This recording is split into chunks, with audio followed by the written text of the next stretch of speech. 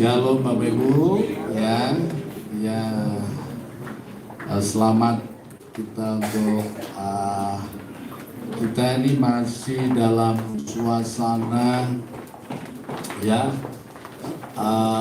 setelah Paskah ya, itu masa-masa penuh sukacita di mana Kristus hidup di tengah-tengah para muridnya yang luar biasa, saudara. Yesus berulang-ulang terus menampakkan dirinya, menyatakan bahwa Dia hidup. Ya, hidup, haleluya. Di tengah kita pada pagi hari ini ada ya Pak Landi, keluarga yang lama tidak kelihatan ya.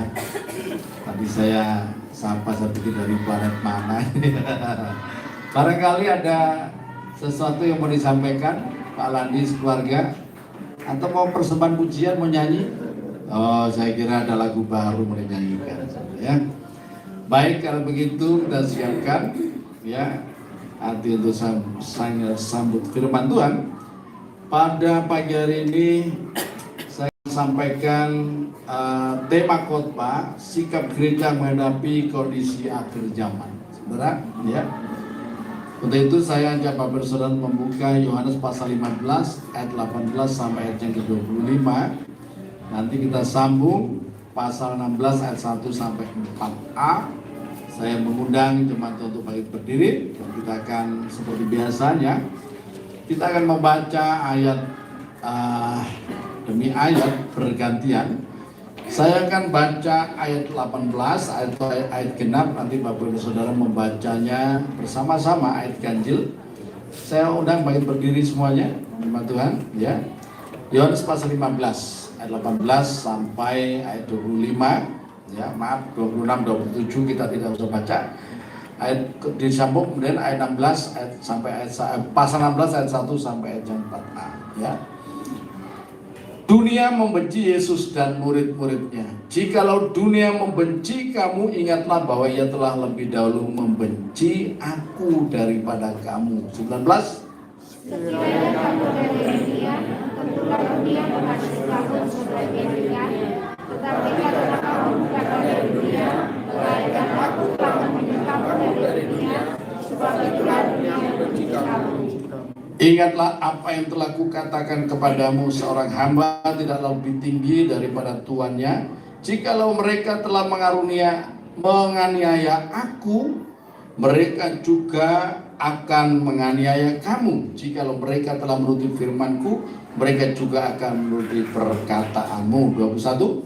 Tetapi semuanya itu akan menjadi pada namamu karena namamu, sebab mereka tidak mengenal Dia yang telah mengutus aku. Sekiranya aku tidak datang dan tidak berkata-kata kepada mereka, mereka tentu tidak berdosa. Tetapi sekarang mereka tidak mempunyai dalih bagi dosa mereka. 23. Sekiranya aku tidak melakukan pekerjaan di tengah-tengah mereka seperti yang tidak pernah dilakukan orang lain, mereka tentu tidak berdosa. Tapi sekarang walaupun mereka telah melihat semuanya itu, namun mereka membenci baik aku maupun Bapakku. 25. Tetapi firman yang ada tertulis dalam kitab Taurat harus digenapi. Mereka membenci aku tanpa alasan. Pasal 16 ayat 1, semuanya ini kukatakan kepadamu supaya kamu jangan kecewa dan menolak aku. 2. Kamu akan diizinkan berkata-kata lepaskan bahwa setiap orang yang membunuh kamu akan mendengar bahwa ia kembali kepada Allah.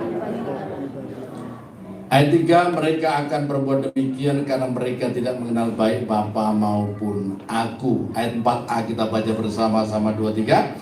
Tetapi semuanya ini kukatakan kepadamu supaya apabila datang saatnya kamu ingat bahwa aku telah mengatakannya kepadamu. Amin. Silakan Bu. Saudara yang saya kasih dalam Tuhan, menjadi Kristen itu luar biasa. Amin. Luar biasa itu biasa. Luar biasa. Karena apa? Ya. kita mengalami pengalaman-pengalaman spiritual yang luar biasa. Ya, kita mengalami sukacita, damai sejahtera yang dunia tidak bisa berikan. Hanya di dalam Yesus Kristus kita mengalami itu.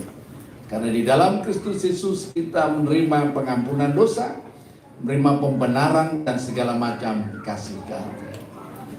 Dan kita memiliki ya Tuhan yang luar biasa, ya, yang telah menyatakan diri hadir dalam wujud anak manusia untuk kepentingan saya dan kepentingan saudara. Dia telah hidup dan mati untuk saya dan saudara, menyerahkan dirinya mati untuk saya dan saudara, ya. Dan kita semuanya merayakan kebangkitannya, ya, karena dia telah bangkit dan hidup sampai selama-lamanya. Sebentar lagi kita akan, seluruh umat Kristen akan merayakan hari yang spektakuler, ya.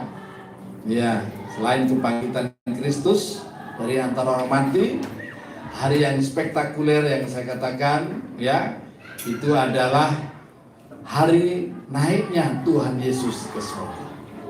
Saudara, 40 hari setelah kebangkitan dari antara orang mati, maka seluruh dunia merayakan, ya, kenaikan Kristus ke surga di pagi-pagi hari. Saudara kasihan Tuhan, ya. Nah, namun sebelumnya, ya, spektakuler atau luar biasanya umat Kristen juga, saudara, kita juga diperingatkan oleh Tuhan, ya, akan hal-hal apa yang akan terjadi berhubungan dengan iman kita sebagai orang percaya, khususnya menjelang akhir zaman ini. Saudara, saya mesti ingatkan kembali bahwa kita ini sudah hidup atau sudah memasuki hari-hari akhir zaman, di mana seluruh penggenapan firman Tuhan akan segera digenapi, yaitu penggenapan nubuat tentang akhir zaman. Saya akan segera tuliskan lagu tentang akhir zaman, saudara. Ya. Kemarin saya tuliskan lagu khusus sebenarnya untuk acara reuni para hamba Tuhan dari LBTC yang akan dilaksanakan di Toraja, ya. Tapi mereka minta lagu di tepi Sungai Mahakam, saudara. Ya. Saudara pernah dengar lagu di tepi Sungai Mahakam? Nah, saudara, nah itu kita ubah untuk lagu reuni mereka, tak apa ya. Dan kemarin sudah saya kirimkan, ya, dan saya kirimkan ke hambanya juga, Pak Pendeta Muhammad Yasin, saudara. Nah, saudara Tuhan, jadi apa yang sudah kita baca dalam Yohanes pasal 15 ayat yang ke-18 sampai ayat yang ke-25, ya. Hal-hal inilah yang akan terjadi dalam kehidupan kita sebagai umat percaya. Saya mesti mengingatkan kembali syarat untuk menjadi orang Kristen, ya, bukan hanya percaya dan dibaptis saja, itu memang mutlak, ya. Sebab barang siapa yang tidak percaya dan tidak memberi diri baptis, dia tidak menerima keselamatan. Dia tidak diselamatkan. Namun selanjutnya, saudara, untuk menjadi pengikut Yesus syaratnya, tolong ditayangkan itu, ya, Matius pasal yang ke-16 ayat 24 sampai 25. Saya ingatkan kembali Matius pasal 24, ya, ayat 16, Matius pasal 16 ayat 24, ya, sampai 25. Lalu Yesus berkata kepada murid-muridnya, setiap orang yang mengikut aku, ia harus menyangkal dirinya, memikul salibnya dan mengikut aku. Nah, ini bukan rahasia umum bagi setiap kita yang ada di dalam Tuhan Yesus. Bagaimana menjadi orang Kristen, menjadi pengikut Yesus. Saudara, kalau menjadi pengikut Yesus karena alasan sarimi, ya, alasan supermi, saudara tidak akan lama bertahan. Tetapi kalau alasan saudara karena hidup kekal, karena keselamatan yang pasti dalam Kristus Yesus, saudara akan mampu melewati segala sesuatu, ya. Saudara akan mampu melewati syarat untuk menjadi pengikut Yesus yang benar, yaitu apa? Memikul salibnya, yang menyangkal diri, memikul salib, dan mengikut Yesus setiap hari. Jadi mengikut Yesus bukan hari Minggu tok, amin. Ya, tapi setiap hari kita mengikuti Yesus. Karena barang siapa mau menyelamatkan nyawanya, ia akan kehilangan nyawanya. Tetapi barang siapa kehilangan nyawanya karena aku, ia akan memperoleh. Saudara, kembali kepada Yohanes pasal yang ke-15 ayat yang ayat berikutnya ya. Nah, hal ini yang harus kita perhatikan. Di akhir zaman ini dunia membenci para pengikut Yesus. Intensitas ya kebencian terhadap umat Kristen itu di akhir zaman akan meningkat. Saudara, kalau tanya alasannya apa? Ya mungkin alasannya karena beberapa ya saudara, karena kemajuan teknologi dan sebagainya, saudara. Tetapi ini alasannya yang dikatakan oleh Tuhan Yesus pada ayat yang ke-18 itu ya. Saya akan baca ulang. Jikalau dunia membenci kamu, ingatlah bahwa ia telah lebih dahulu membenci aku daripada kamu. Mengapa dunia membenci kekristenan? Saudara, membenci ya, bahkan orang Kristen, saudara. Ya. Karena apa? Karena dunia lebih dahulu membenci Yesus Kristus. Apa alasannya dunia membenci Yesus? Dalam khotbah Jumat Agung saya telah sampaikan apa alasan ya pemerintah Romawi mengabulkan tuntutan orang Yahudi ya untuk menyalibkan Yesus, ya, memvonis hukuman mati kepada Yesus. Sama sekali tidak adil, saudara. Tidak ada keadilan di sana. Ya, bukan karena Yesus melakukan kejahatan, saudara, karena alasan ini mereka membenci Yesus. Karena Yesus mengatakan, aku dan Bapa adalah satu, saudara. Ya, saudara. Jadi mereka membenci Yesus tanpa alasan. Ini sudah dijelaskan pada ayat yang ke-25, ya. Itu ada juga di Mazmur, kitab Mazmur ya. Tapi kita baca aja di Yohanes pasal yang ke-15 ayat 25. Tapi firman yang tertulis dalam kitab Taurat mereka harus digenapi. Mereka membenci aku tanpa alasan. Tanpa alasan loh, saudara. Siapa yang pernah merasakan ini sudah? Ya, ya tentu kita sudah pernah merasakan hal sedemikian ini. Tapi puji nama Tuhan, kita punya keluarga, punya saudara-saudara, punya teman, ya masih ya welcome, masih baik dengan kita. Amin. Ya, masih banyak. Ya, saudara. Tapi nanti intensitas kebencian terhadap umat Kristen di akhir zaman ini akan meningkat. Saudara jangan kaget. Ya. Bahkan orang salam aja mungkin saudara tidak mau. Orang-orang tidak mau salam Yesus. Ya. Nah, sekasihan Tuhan. Kemudian yang berikutnya ayat 19. Ya. Yohanes pasal 15 ayat 19. Sekiranya kamu dari dunia, tentulah dunia mengasihi kamu sebagai miliknya. Tetapi karena kamu bukan dari dunia, melainkan aku telah memilih kamu dari dunia, sebab itulah dunia membenci kamu. Alasan yang kedua, mengapa kekristenan dibenci? Karena saudara telah dipilih oleh Tuhan dari dunia ini untuk menjadi miliknya. Jadi saudara, sekalipun saudara berada di dunia ini, saudara bukan lagi milik dunia. Amin. Ya. Makanya kalau ada orang Kristen hidup secara duniawi, mikir, amin, harusnya sadar diri. Saudara hidup secara duniawi, saudara harus sadar. Ya. Ya, itu pertanyaannya, dia ini sudah lahir baru atau belum? Gitu ya, saudara.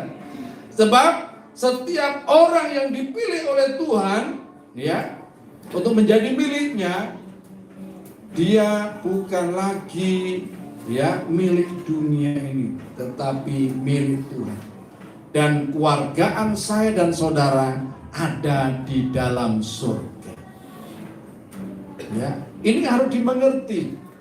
Keluarga negaraan saya dan saudara, selain memang kita warga Indonesia, saudara, tetapi secara kekal keluarga negaraan saudara adalah di dalam surga. Saya mesti ingatkan lagi itu, tolong ditayangkan Filipi pasal 3 ayat yang ke-20, ya. Saya mesti ingatkan kembali bahwa keluarga negaraan saudara bukan hanya di dunia, karena keluargaan kita adalah di dalam surga, ya. Dan dari situ juga kita menantikan Tuhan Yesus Kristus sebagai juru selamat. Kita semuanya tahu bahwa kita menantikan Tuhan Yesus untuk datang mengangkat kita semuanya menjelang masa tribulation, atau mungkin saya percayanya itu di mid tribulation ada pengangkatan. Menjelang antikris nanti berkuasa penuh atas dunia ini, maka Tuhan mengangkat umatnya yang setia kepadanya. Saudara, ketika penghulu malaikat diperintahkan untuk meniup sangkakala, maka setiap orang yang mati dalam Kristus akan lebih dahulu bangkit, dan akan naik ke surga. Dan setiap orang yang masih hidup dan setia kepada Tuhan Yesus, ya, sampai waktu itu akan diubahkan dalam sekejap dan akan ikut naik untuk bertemu dengan Tuhan di awan-awan yang permai. Makanya penulis lagu zaman dahulu menuliskan lagu, ada pertemuan di udara, pertemuan yang manis. Saya rindu bertemu di sana, jauh di udara. Nyanyian yang terdengar yang belum pernah didengar adalah kirangan, dan anak Allah yang pimpin kita pertemuan di udara. Saudara, nggak pernah dinyanyikan ke lagu ini di Bukit Sion, harus sekarang dinyanyikan. Ya, lagu-lagu yang lama dihidupkan kembali, tidak apa-apa. Itu mengingatkan kita akan pengharapan apa yang ada di dalam Kristus Yesus. Ya, dan saya mesti ingatkan kembali di dalam Yesus Kristus, ya, saya dan saudara ada tanda milik Allah. Ada meterai Roh Kudus yang disematkan kepada diri saya dan kepada diri saudara. Baik, tanda milik Allah. Dan nama saya dan nama saudara ada tertulis di buku kehidupan anak domba. Pastikan ini, saudara, ya. Sebab setiap orang yang namanya tidak tertulis di dalam kitab kehidupan anak domba, tidak ada harapan. Ya, jangan saudara memegahkan diri kalau nama saudara tidak tertulis di dalam buku kehidupan anak domba. Saya minta ditayangkan lagi itu, ya. Wahyu pasal 20 ayat 15 itu. Supaya kita sadar, ya, setiap orang yang namanya tidak tertulis di dalam kitab kehidupan, ini bahaya. Kita baca bersama-sama 2-3. Dan setiap orang yang tidak ditemukan namanya tertulis di dalam kitab kehidupan itu, ia dilemparkan ke dalam lautan api. Setiap orang yang namanya tidak tertulis, tidak peduli saudara orang Kristen, kalau nama saudara tidak tertulis dalam kitab kehidupan, saudara pasti akan dilemparkan ke dalam lautan api. Kemarin anak remaja ada yang bertanya-tanya tentang surga bagaimana, saya akan jelaskan. Ya, surga kita itu bagaimana, neraka itu bagaimana, ya, tentang ada Gehenna, ada Hades, saudara, gitu, ya, ada Tartaru, saudara harus paham itu apa semuanya itu, saudara, ya, ya, kemudian ada langit dan bumi yang baru, saudara, nah itu apa, saudara, saudara mengerti, saudara supaya paham, saudara, ya, so kasih dalam Tuhan, ya, nah. Karena itu sekali lagi pastikan bahwa nama saya dan nama saudara ada tertulis dalam kitab hidup. Bagaimana caranya? Ya, saudara percaya Tuhan Yesus memberi diri dibaptis, maka nama saudara ada tertulis. Dan jangan pernah meninggalkan Tuhan Yesus. Amin. Jangan pernah meninggalkan Tuhan Yesus. Ya, di TikTok rupanya, saudara, lagi viral. Saudara, saya sebut di 2 Yohanes pasal 1 ayat 9. Setiap orang yang meninggalkan Kristus tidak punya jaminan untuk masuk dalam kerajaan surga. Ditanyakan aja, nggak apa-apa. Ya, supaya jemaat ini, Bukit Sion ini mengerti betul. 2 Yohanes 1 ayat 9. Ya, kita baca bersama-sama. 2, 3. Setiap orang yang tidak tinggal dalam ajaran Kristus, tapi yang melangkah keluar dari situ tidak memiliki Allah. Barang siapa tinggal dalam ajaran itu, ia memiliki Bapa maupun Anak. Ya, saudara.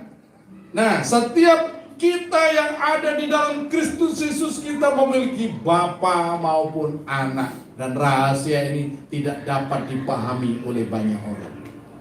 Ya, hanya kita yang mengerti. Saudara, ya. Saudara-saudara Tuhan. Nah, kemudian yang berikutnya, ya, mengapa dunia membenci kekristenan? Ayat 21 dan 23. Yohanes pasal yang ke-15. Saya akan bacakan. Tapi semuanya itu akan mereka lakukan terhadap kamu karena namaku, sebab mereka tidak mengenal Dia yang telah mengutus aku.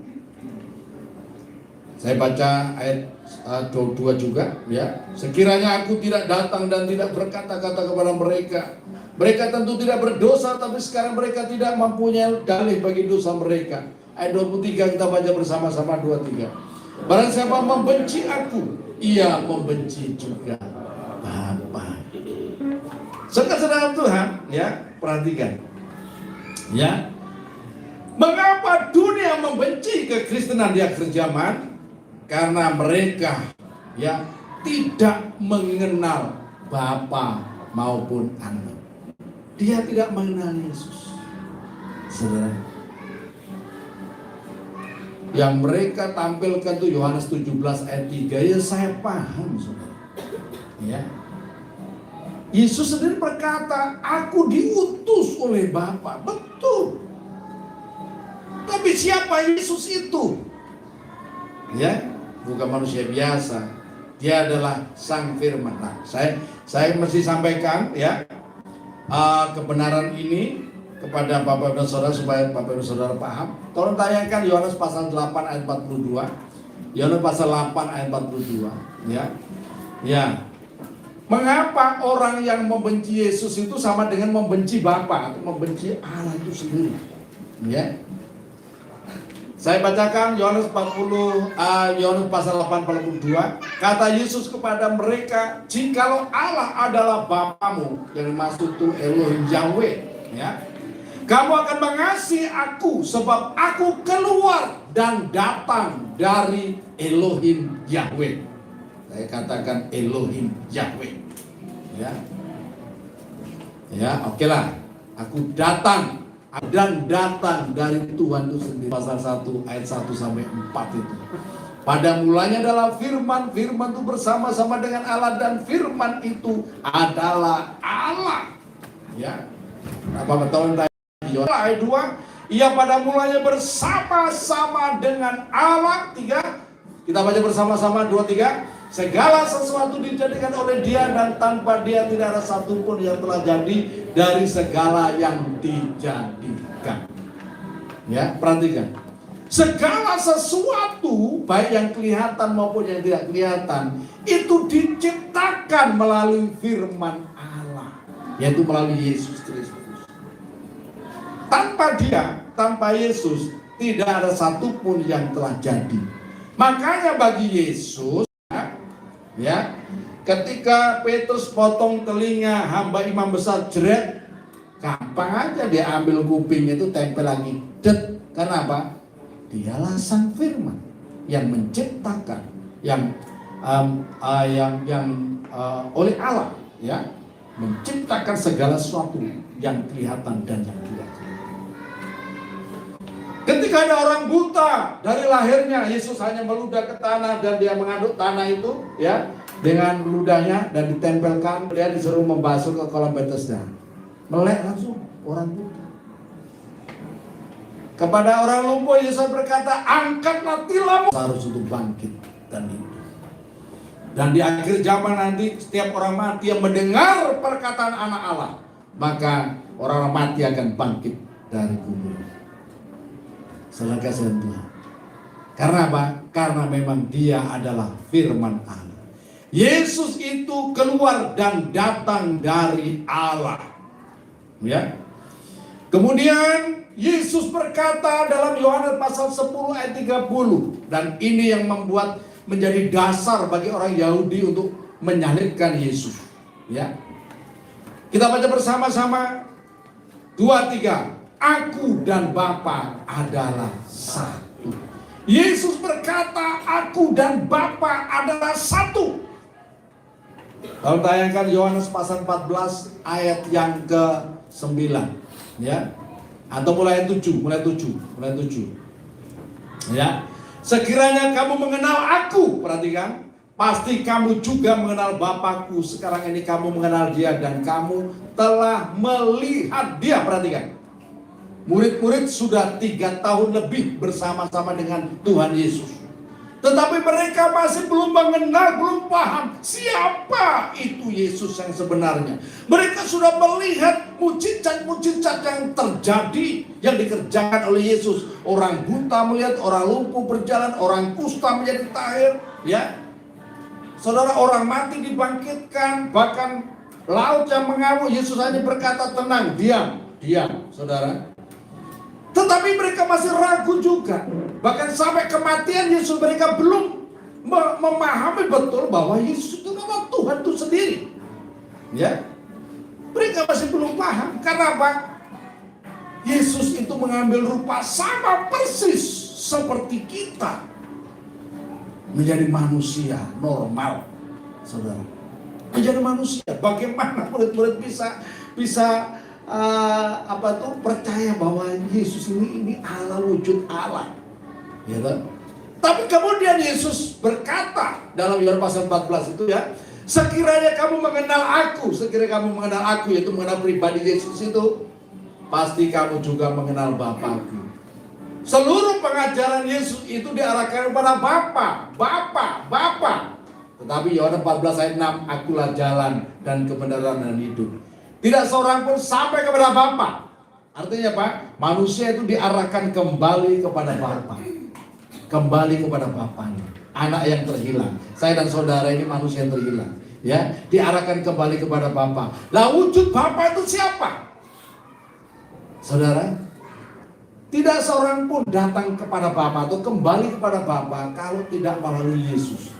Dan wujud Bapa itu adalah Yesus. Maka Yesus berkata, ya, ayat yang ke-7 tadi, kembali kepada ayat 7 tadi, ya. Sekiranya kamu mengenal aku, pasti kamu juga mengenal Bapakku. Sekarang ini kamu mengenal dia dan kamu telah melihat dia. Sekarang ini kamu telah mengenal dia dan kamu telah melihat dia. Murid-murid kenapa bingung? Ya, sekarang ini kamu mengenal dia dan telah melihat dia. Tidak seorang pun pernah melihat Allah. Tidak ada seorang pun pernah melihat Allah. Ya kan? Tetapi murid-murid pada waktu itu luar biasa. Tidak sadar mereka itu setiap hari bergaul dengan Allah itu sendiri. Saudara, tidak sadar. Makanya kesaksiannya Yohanes, firman itu sudah aku raba. Ya. Pegang setiap hari. Bahkan Yohanes itu sering nempel di pundak Yesus. Saudara, dia ada salah satu murid yang paling dikasih, paling disayang oleh Tuhan Yesus. Ya, maka dia memberikan kesaksian sedemikian rupa. Ya, nah, kemudian murid-murid masih bertanya juga itu ayat 8, tolong tanyakan ayat 8 gitu ya. Murid-murid juga bingung masih, ayat 8. Kata Filipus kepadanya, Tuhan, tunjukkanlah Bapa itu kepada kami, itu sudah cukup bagi kami, kan? Tunjukkanlah Bapa. Padahal Yesus berkata, siapa melihat aku, ia sudah melihat Bapa. Ya toh? Ya. Tetapi Filipus juga masih bingung juga. Filipus berkata, ya, Tuhan, tunjukkanlah Bapa itu kepada kami. Itu sudah cukup bagi kami. Kemudian jelas lagi pengakuan Yesus ayat 9. Kita baca bersama-sama 9, 2, 3. Kata Yesus kepadanya, telah sekian lama bersama-sama kamu Filipus, namun engkau tidak mengenal aku. Barang siapa tahu, Yesus melihat Bapa yang ada di Bapa yang telah menyatakan. Ia telah melihat Bapa. Inilah yang menjadi alasan orang Yahudi mengapa mereka begitu membenci Yesus dan menuntut. Saudara, sebab apa? Roh dunia ini tidak mengakui itu. Ya, nanti saudara bisa baca dalam 1 Yohanes pasal 2 atau pasal 4 juga itu. Ya. Setiap saya dan saudara bisa mendeteksi roh itu dari Tuhan atau bukan, ya. Setiap roh yang mengaku Yesus, ya, mengaku Yesus adalah Tuhan, itu berasal dari Allah. Tetapi setiap roh yang tidak mengaku Yesus itu adalah Tuhan, itu adalah roh antikris. Tidak peduli agamanya. Orang Kristen yang tidak mengaku Yesus adalah Tuhan, itu rasukan roh antikris. Amin. Roh dari dunia. Antikris. Haleluya. Kemudian kita lihat, ya, ketika Rasul Paulus sudah dalam pengenalan yang mendalam tentang Allah, tentang Kristus.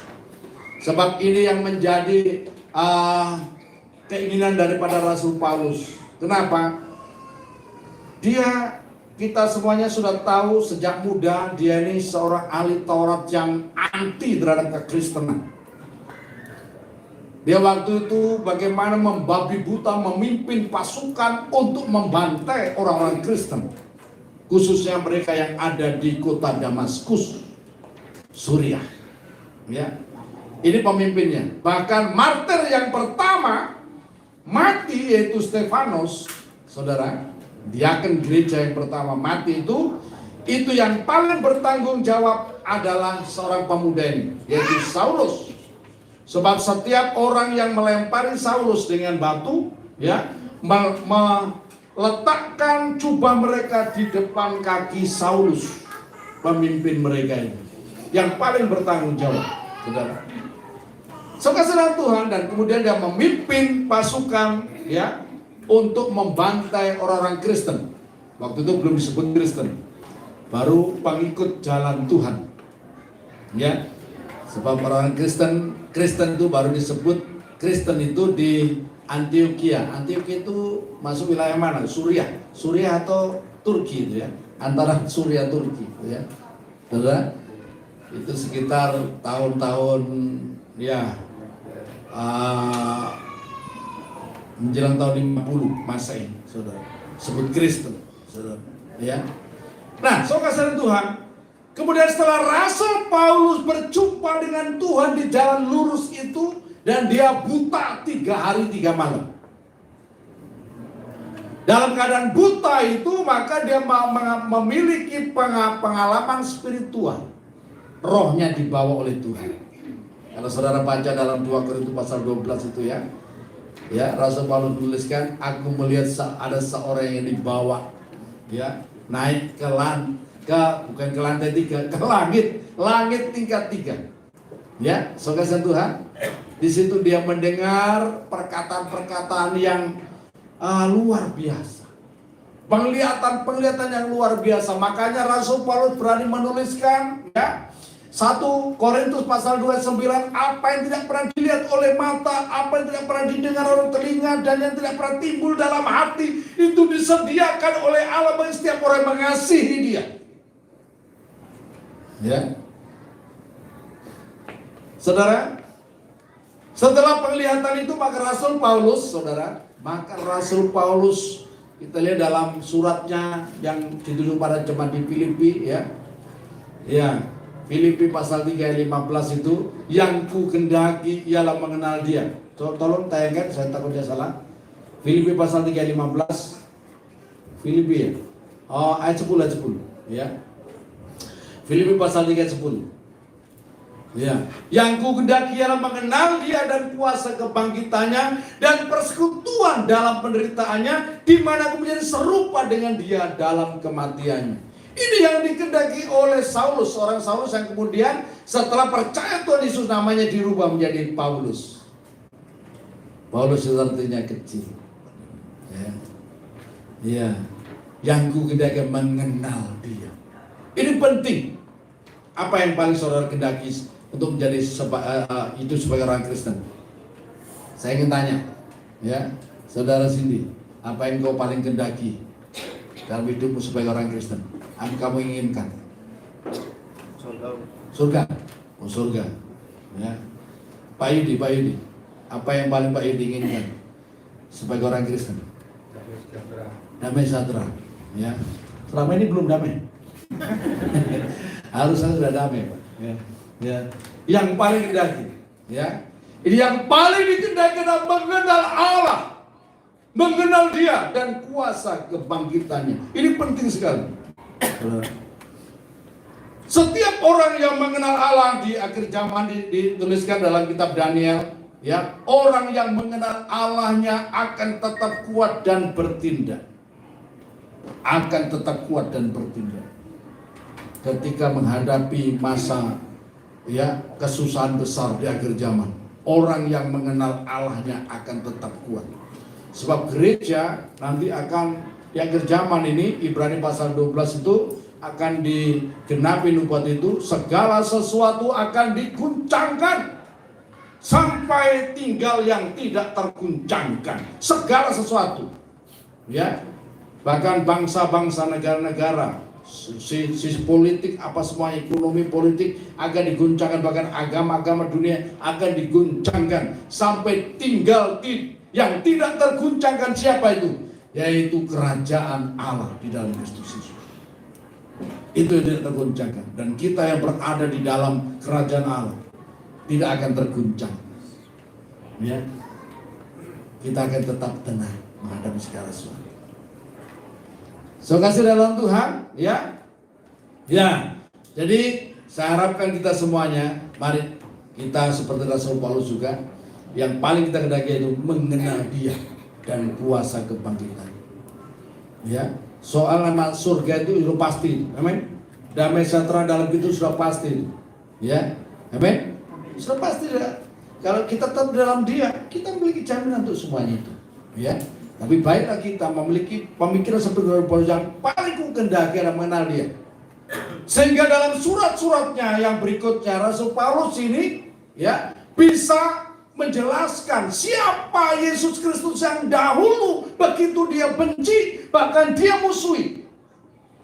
Setiap orang yang percaya Yesus itu dianiaya Rasul Paulus, tapi kemudian setelah dia mengenal Yesus, baru dia sungguh-sungguh dia memiliki mutu hidupnya, ya, hidup bagi wadah Kristus, mati adalah keuntungan. Saudara, hidup bagi wadah Kristus, mati adalah keuntungan. Ini tidak gampang, saudara. Bukan sekedar ngomong. Ini sudah dibuktikan oleh Kristus, oleh siapa? Oleh Paulus. Berapa kali dia dipenjara, dan akhirnya bahkan dia mati sebagai martir. Saudara, dia dipancung kepalanya. Dia tidak pernah mundur sedikit pun. Karena apa? Dia tahu, ya, pada waktu dia mati kemana dia pergi. Saya kasih Tuhan, ya. Nah, coba kita lihat, ya, Kolose 1 ayat 15 sampai 19, ya. Tolong tayangkan Kolose 1 ayat 15 sampai 19, ya. Nah, ini penyataan Rasul Paulus tentang Kristus Yesus, ya. Ia adalah gambar Allah yang tidak kelihatan, yang sulung, lebih utama dari segala yang diciptakan. Karena di dalam Dialah telah diciptakan segala sesuatu yang ada di surga dan yang ada di bumi, yang kelihatan dan yang tidak kelihatan, baik singgasana maupun kerajaan, baik pemerintah maupun penguasa. Segala sesuatu diciptakan oleh Dia dan untuk Dia. Ia ada terlebih dahulu dari segala sesuatu, dan segala sesuatu ada di dalam Dia.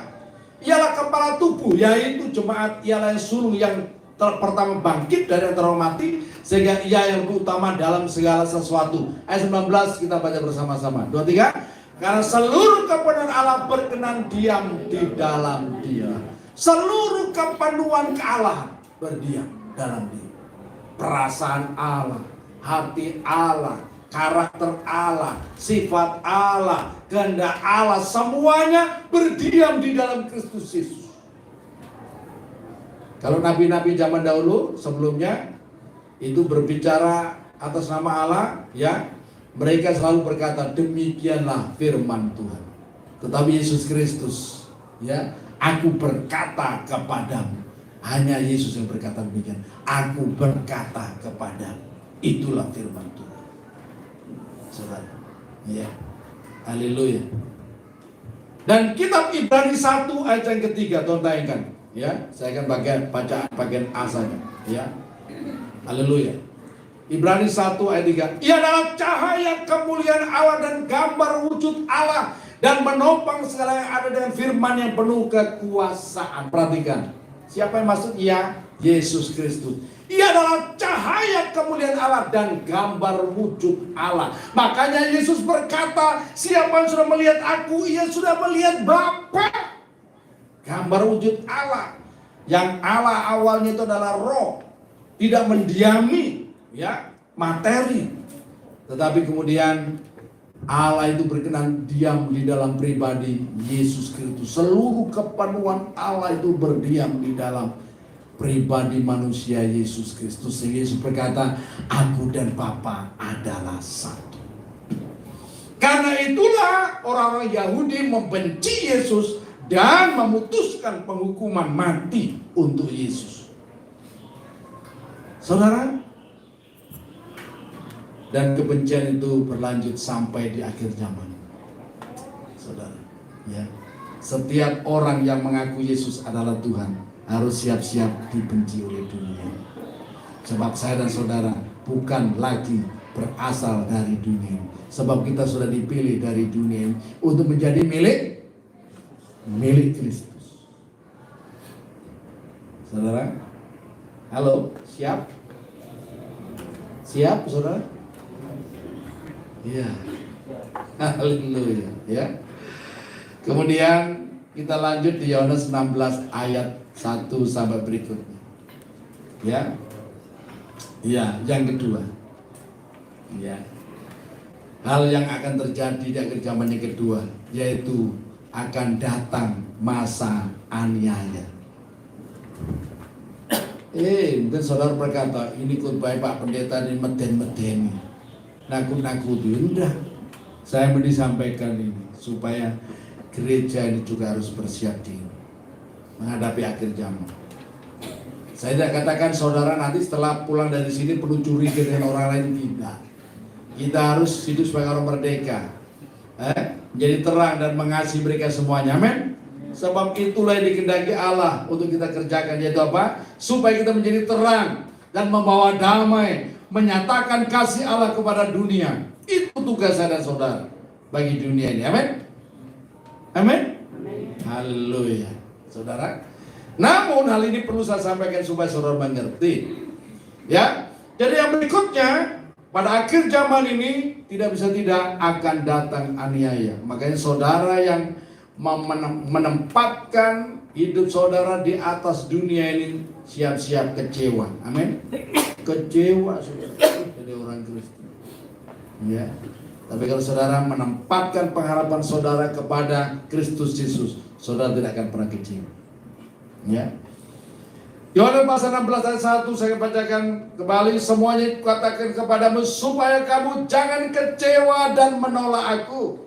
Ayat 2, kamu akan dikucilkan, bahkan akan datang saatnya bahwa setiap orang yang membunuh kamu akan menyangka bahwa ia berbuat bakti bagi Allah. Perhatikan baik-baik.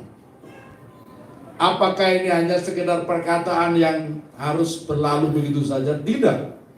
Ini kebenaran yang perlu dimengerti oleh setiap orang yang percaya kepada Tuhan Yesus. Bahwa akan datang saatnya bahwa setiap orang yang membunuh kamu akan menyangka bahwa ia berbuat bakti kepada Allah. Saudara, orang Kristen sekarang ini, ya, yang menyatakan kebenaran berdasarkan dalil-dalil lewat YouTube, saudara. Hati-hati juga, saudara.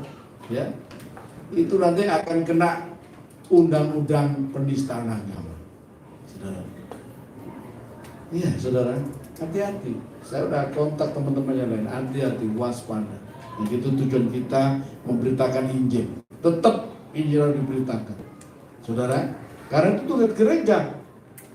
Ya, salah satu tugas gereja adalah marturia. Saudara, itu tidak bisa kita nafikan, tidak bisa kita tinggalkan. Gereja harus memberitakan kabar baik, ya, bahwa keselamatan itu datang dari Allah. Haleluya. Nah, mungkin keluar dulu mungkin, Pak. Ya.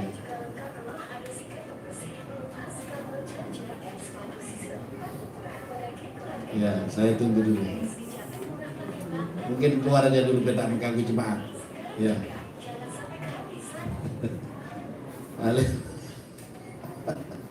Iya. Haleluya, saudara kasih dalam Tuhan, ya. Nah, saudara kasih dalam Tuhan, ya. Jadi gereja harus bersiap menghadapi keadaan ini. Ya. Bahkan orang lain kalau mencaci maki, menghina kekristenan, itu mereka katakan, ya itu bagian daripada, ya. Nah, saya lanjutkan. Haleluya, saya kasih Tuhan. Perhatikan ini. Yang pertama, gereja Tuhan, umat Tuhan harus siap-siap. Engkau akan dikucilkan, ya, dikucilkan, dianggap sebagai, ya, pembawa masalah, ya. Bahkan orang Kristen kita semuanya sudah tahu dikopar kafir, ya, kafir itu artinya tidak, itu bagi bahasa arti di tempat lain itu tertutup bagi kebenaran. Kafir itu tidak benar Allah, ya, saudara. Padahal Alkitab, ya, kita katakan bahwa kitalah orang-orang yang mengenal Yesus dan juga Bapa, saudara. Makanya saya tuliskan jadi sebuah lagu di 1 Petrus pasal yang ke-9 itu supaya umat Kristen sadar diri. Kamulah umat pilihan Allah. Orang Kristen itu umat pilihan Tuhan, bukan pilihan agama, bukan pilihan manusia, bukan pilihan siapa-siapa, tapi saya dan saudara menjadi Kristen karena pilihan Tuhan. Kalau kita tidak dipilih, kita tidak akan bisa, saudara. Karena kita dipilih. Kadang-kadang di dalam satu keluarga ada juga orang Kristen, ada juga yang bukan. Saudara, kenapa? Itu haknya Tuhan. Ya, Tuhan yang memilih saya dan saudara untuk menjadi miliknya. Tapi bagi orang yang sudah dipilih duluan harus jadi terang dan harus memberitakan kabar baik kepada semua orang. Harus tugas itu. Haleluya. Kasih Tuhan. Nah, saudara, sekalipun saudara dikucilkan, dibenci, bahkan dianggap kafir, saudara, ya, bahkan dianggap jahat sekalipun, ada firman Tuhan berkata, berbahagialah. Katakan kepada diri saudara, berbahagialah engkau sebagai orang Kristen. Ya, berbahagialah. Nah, Pak Yudi berkata kepada sebelah kanannya, berbahagialah. Haleluya, kasih Tuhan. Matius pasal yang ke-5. Saudara, kita lihat Matius pasal yang ke-5. Matius pasal yang ke-5 ayat 10, saya akan bacakan, ya, sampai 11 ayat 12, ya. Demikian. Berbahagialah orang yang dianiaya oleh sebab kebenaran, karena mereka lah yang mempunyai kerajaan surga. Berbahagialah kamu jika karena aku kamu dicela dan dianiaya dan kepadamu difitnahkan segala yang jahat. Ya, ayat 12 kita baca bersama-sama. 2, 3. Bersukacita dan bergembiralah karena upahmu besar di surga. Sebab demikianlah juga dianiaya nabi-nabi yang sebelum kamu. Saudara perhatikan, ya. Orang berbahagia itu alasannya apa sih? Biasanya dapat THR, amin. Dapat THR kan bahagia kan? Bahagia. Dapat lotre, dia bahagia. Dapat pacar baru, amin. Ya, bahagia, ya. Waduh. Punya anak bahagia, gitu. Punya cucu bahagia, gitu. Ya, dapat mobil baru bahagia, dapat rumah bahagialah. Alasan orang berbahagia, sebagainya. Ya, mana Lita? Ya, Lita mana? Ya, nah, kalau dia sudah selesai skripsinya, udah ikut ujian, ya sudah, ujian skripsi, lulus, wisuda, bahagia, amin. Sekarang dia udah bahagia, belum bahagia betul. Omelin setiap hari itu harus gitu ya. Ya, baru saya dengar katanya dari kampus sudah ditelepon. Kalau dia tidak selesaikan sampai tahun ini nanti didis. Nah, baru tahu itu ya. Terima kasih Tuhan. Nah, terima kasih dalam Tuhan.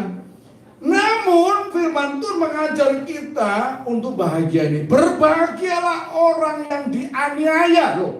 Dianiaya apa bahagianya, saudara? Dianiaya kok bahagia, disuruh bahagia. Saudara, siapa kira-kira yang setuju ini? Tolong angkat tangan. Dianiaya terus disuruh bahagia. Tolong angkat tangan. Loh, tidak setuju. Berarti tidak setuju firman Tuhan, saudara. Ya. Firman Tuhan berkata, berbahagialah kamu jika kamu dianiaya. Ya, mereka orang yang dianiaya. Oleh karena apa? Nah ini ya, dianiaya karena apa? Oleh karena kebenaran. Ya, what is the truth? Apa itu kebenaran? Kebenaran ini orang masing-masing punya kebenaran. Bahkan karena kebenaran negara bisa perang antar negara, orang bisa berkelahi antara orang, saudara. Karena masing-masing mempertahankan atau punya kebenaran. Tapi kebenaran itu apa? Saya disampaikan. Satu-satunya kebenaran Yesus Kristus. Yesus berkata, akulah jalan dan kebenaran dan hidup. Dialah kebenaran. Artinya apa? Berbahagia orang dianiaya karena imannya kepada Yesus. Itu kebenaran. Berbahagia. Amin. Iya. Berbahagia orang yang dianiaya, harus dianiaya. Karena Yesus, maka saudara diputus oleh pacar saudara. Berbahagialah, amin. Karena Yesus, kemudian ya, saudara dipecat dari pekerjaan. Berbahagia enggak?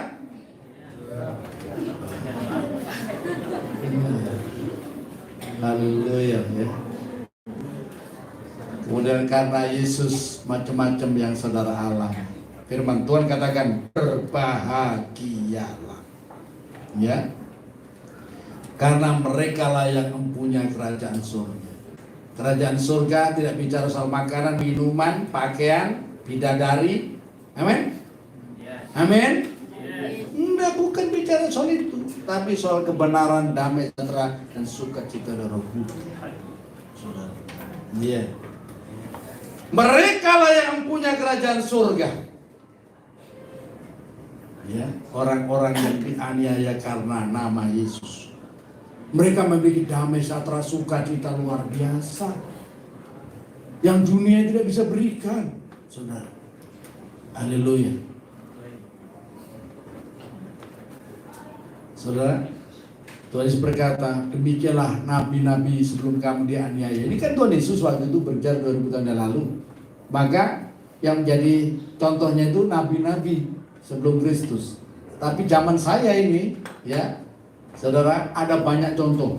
Mulai dari Tuhan Yesus sampai murid-murid. Saudara, coba perhatikan.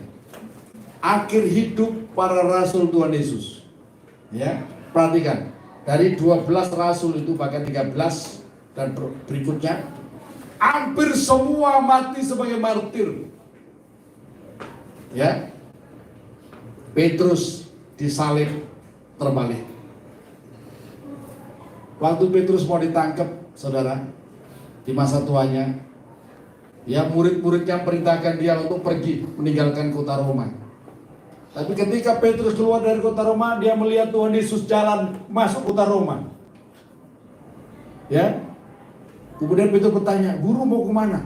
"Aku mau disalib untuk kedua kalinya." Petrus malu, kemudian Petrus balik lagi.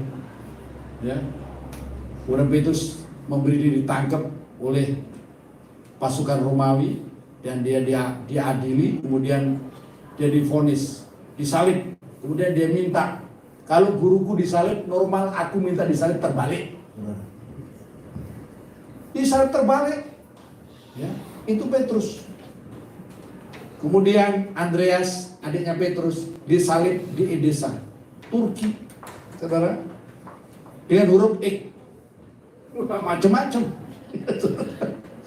Yang lain-lain juga begitu banyak. Yakobus, saudara Tuhan Yesus, mati di Yerusalem, dilempari dengan batu. Markus mati sebagai martir di Alexandria, Mesir, diseret dengan kuda di jalan yang berbatu-batu 2 kilometer, saudara, 2 kilometer diseret, mati sebagai martir. Thomas mati di India, dibakar, ditombak, saudara. Bartolomeus, nama lainnya adalah Nathanael, saudara, mati di Cina sebagai rasul orang-orang Cina, saudara. Ya, kemudian yang lain-lain, bahkan Paulus mati di Roma, dipenggal kepalanya, saudara. Hampir semuanya mati sebagai martir. Yohanes sekalipun mati tua, tapi dia sempat digoreng, dimasukkan di wajan panas, minyak panas. Kemudian dalam keadaan setengah matang dibawa dia ke Pulau Patmos, saudara. Kenapa mereka mengalami semuanya itu? Karena kesaksian nama Yesus.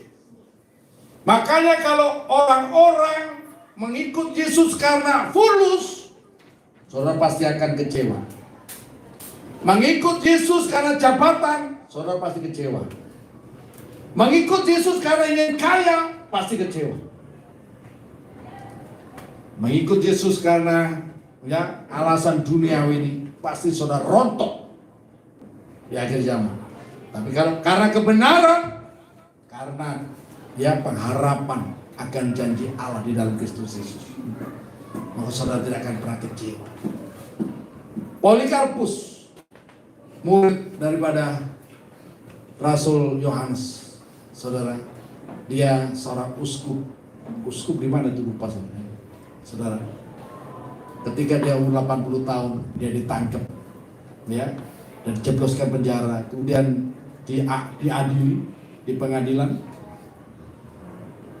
ya, dan pengadilan mengatakan kamu akan dibebaskan dari segala ya penghukuman kalau kamu menyangkal imanmu, menyangkal Yesus. Intinya itu.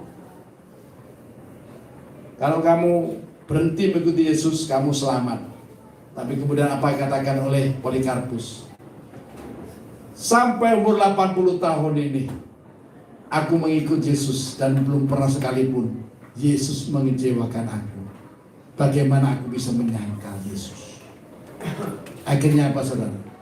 Akhirnya Polikarpus dijatuhi hukuman mati. Matinya dia apa? Dibakar hidup-hidup, saudara. Ya, dibakar hidup-hidup. Apakah dia menyesal? Apakah dia menyesal, saudara? Bahkan dia bahagia. Bahkan ada murid-murid Andreas yang menyaksikan Andreas disalib dengan huruf X. Ya, apa kata-kata terakhir yang diucapkan oleh Andreas? Aku puji Tuhan, aku berbahagia. Karena apa yang aku rindukan, yaitu aku mengalami kematian sama seperti Yesus, terkabulkan. Coba saudara, sampai ngomong begitu saudara. Ya, sukacita dalam Tuhan. Nah itu, kalau kita mengikuti Yesus, namun kita akan terus berbahagia. Ya, kalau kita mengenal Kristus dengan baik. Ya. Nah, sekarang apa yang harus kita kerjakan dalam menyikapi keadaan yang akan terjadi ke depan? Beberapa waktu yang lalu saya ditelepon oleh hamba Tuhan senior di Denpasar atau di Bali. Cerita banyak sama saya. Pak, saya ini sebenarnya mau khotbah tangkir zaman. Tapi saya ini kalau khotbah tangkir zaman ini dimusuhi Pak sama jemaat Pak. Jemaat tidak seneng khotbah tangkir zaman. Ya, maunya jemaat itu khotbah tentang berkat tok. Ya. Saya bilang Pak harus khotbah. Kita yang hamba Tuhan ya harus sampaikan kebenaran firman Tuhan apa adanya. Saudara, sekalipun jemaat tak mau dengar ya, itu urusan jemaat. Amin. Ya. Yeremia aja khotbah 23 tahun tidak ada yang mau dengar. Amin. Tapi setelah semua terjadi baru apa? Bengong semuanya. 23 tahun loh khotbah tidak didengar. Ya. Tapi setelah semua terjadi baru bengong semuanya. Saudara. Nah, saya sampaikan khotbahkan saja. Ya, saya ini hamba Tuhan suruh Tuhan khotbahkan apa tak sampaikan saja, saudara.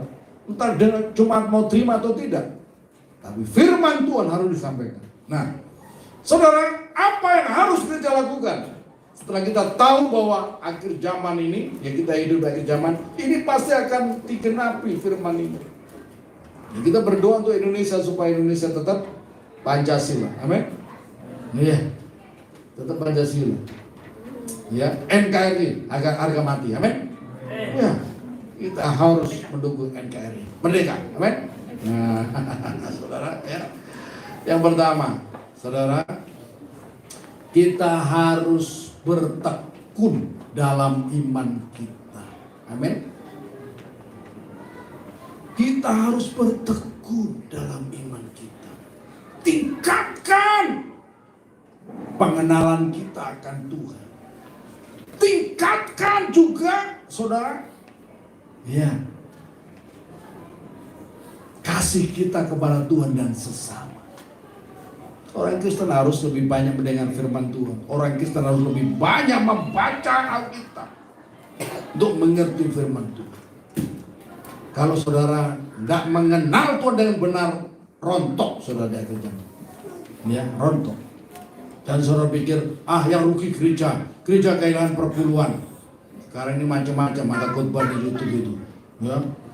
Ya, itu perpuluhan tidak perlu gini-gini apa semuanya. Nanti saya akan ajarkan khusus. Ya, saudara. Ya, saudara. Kalau saudara mengenal kebenaran, ya, saudara tidak akan mudah terombang-ambing dengan berbagai macam pengajaran yang ada di YouTube, ya, atau di media sosial, di media sosial, ya. Kemudian berikutnya, saudara, mari kita tetap semakin setia beribadah kepada Tuhan. Sekalipun saudara menghadapi hambatan tantangan ibadah sebagai orang percaya. Beberapa waktu yang lalu, tahun 2000, tahun 95, saudara, tahun 95 yang lalu, ketika dangdutan, saudara, coba saudara, ini hal-hal intoleransi ini terjadi di mana-mana, bisa terjadi di mana-mana. Saya langsung datangi itu, pemilik rumah itu, ya, ada 6 orang di situ, ya, sebab bersih tegang juga, akhirnya Pak RT keluar, RW keluar, untuk mendamaikan. Saya minta cuma 2 jam saja. Itu pun rumah-rumah baru. Gereja itu sudah ada mulai tahun 74. Ya, akhirnya gereja ditutup. Loh, gara-gara itu. Ya, gereja ditutup. Tapi puji Tuhan, jemaat tetap bisa beribadah, tidak pernah menyerah dari rumah ke rumah. Saudara, kita bersyukur di sini masih bisa beribadah dengan baik. Itu di sana itu gereja ditutup. Ya, nah, gereja ibadah dari rumah ke rumah. Justru berkembang gereja begitu luar biasa. Ya, bahkan ada satu gereja di sebuah desa. Di sana itu sekitar 60-70% itu keluarga saya. Saudara, itu tahun 2000. Ya, saya tidak usah sebut namanya. Itu sementara ibadah begini, saudara. Ini dibakar, depan dibakar, maunya dimatikan semua jemaat itu. Kurang lebih 100 orang, saudara. Bahkan pendeta yang lagi berkhotbah ini, kemudian ada yang datang masuk itu dihantam mukanya pakai pot bunga tuh. Biar saya langsung datang loh ke sana loh. Saya bukan cerita kosong, saya datang itu. Ya, seminggu depannya saya ketemu gembalanya, sekarang gembala sudah meninggal. Ya, saudara. Ya, bahkan anaknya yang lagi main keyboard begini, itu keyboardnya dihantam pakai balok kayu, beruang, anaknya gemeter begini, saudara. Ngeri, saudara. Dan gereja itu dibakar, saudara. Iya. So kasih dalam Tuhan. Apakah jemaat kemudian bubar? Enggak, puji Tuhan. Jemaat tetap setia sampai hari ini. Saya beberapa waktu yang lalu sempat ke sana dan saya kunjungi, ya. Di sana juga waktu itu sama Pastor Sandara Robert, ya. Tahun berapa itu kami KKR di sana itu, saya lagi translate ini, ada seorang ibu yang datang minta didoakan, ya. Rupanya itu bude saya, saudara. Saya udah lupa bude saya. Udah puluhan tahun gak pernah ketemu. Bude saya dulu itu rambutnya panjang begini, dirawe-rawe, sukanya pakai apa, saudara? Celana yang ketat begini, pakai motor trail. Dulu suka ada wang begitu suaranya, saudara. Itu maaf ya, cerita tentang bude saya, ya saudara. Wah, tapi hari itu kok pakai rambut pendek begini, pakai baju bagus gitu ya, baju perempuan bener-bener, saudara. Bawa cucunya, dia datang ke saya, tolong doakan aku, ya. Kamu kenal aku udah? Enggak. Aku budemu. Iya, saudara. Rupanya ikut Tuhan Yesus, saudara. Ya, dulunya begitu, suka uang. Tapi sekarang ikut Tuhan Yesus, luar biasa, saudara. Jadi kalau kita setia, maka hidup kita ini akan menjadi teladan bagi banyak orang. Sekalipun saudara dianiaya, tetap setia kepada Tuhan, mujizat Tuhan akan terjadi. Ya, kekristenan rahasia kekristenan, di mana kekristenan dianiaya, di situ akan berkembang. Banyak orang akan semakin bertobat. Amin. Ya, amin. Di mana gereja dianiaya, maka di situ kekristenan akan berkembang. Banyak orang yang diselamatkan. Tepuk tangan untuk Tuhan kita yang luar biasa. Tuhan Yesus memberkati. Kita mari berdiri, kita renungkan firman Tuhan, saudara. Ya, saudara, mari kita bersiap diri, ya, tingkatkan pengenalan kita akan Tuhan, dan mari kita belajar mengenal akan kehendak Allah di akhir zaman ini, supaya kita semuanya bukan sekedar menjadi Kristen-Kristenan, tapi kita sungguh-sungguh menjadi murid Tuhan Yesus.